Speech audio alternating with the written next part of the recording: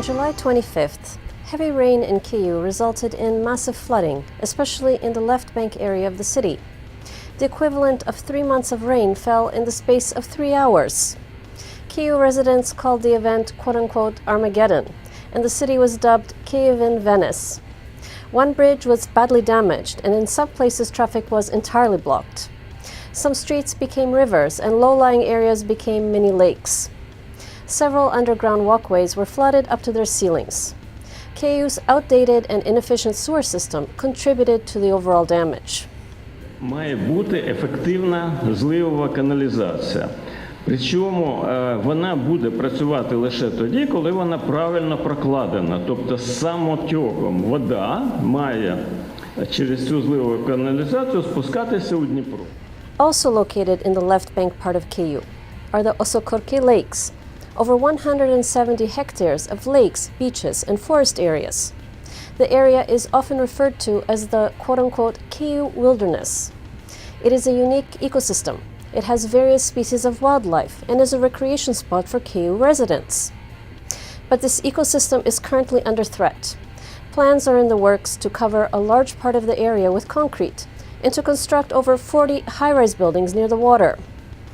According to Kyiv activists, such a development would not only completely destroy the Kyiv wilderness, but could cause significant damage to the city's water and sewer system.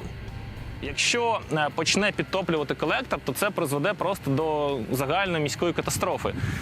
Забудовник не отримав відповідний висновок про вплив на довкілля, і це є дуже суттєвим порушенням. The politics of this situation are quite murky.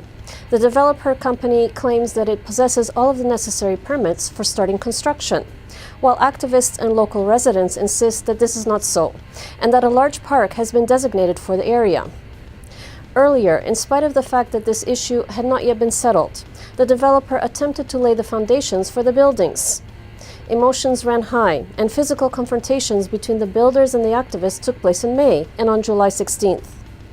On July 27th, another confrontation erupted, this time between the police and activists who were trying to dismantle a fence that had been built by the developer. Several activists were reportedly injured, but the police soon retreated. The construction project has apparently been put on hold, for now.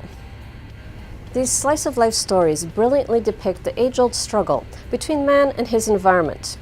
On the one hand, heavy rains deluge man's concrete jungle, and on the other hand, man tries to choke out a lake with his concrete sprawl. In the end, who really wins in this battle? In the universal struggle, wouldn't a better option be for man to try to strike a proper environmental balance?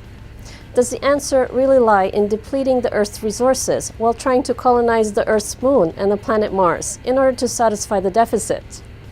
And then what? To start the process of depletion and degradation all over again in a new environment? I'm Tangeste, and this was Ukraine in the news. Канал 1+1 тепер доступний на Bell International Programming.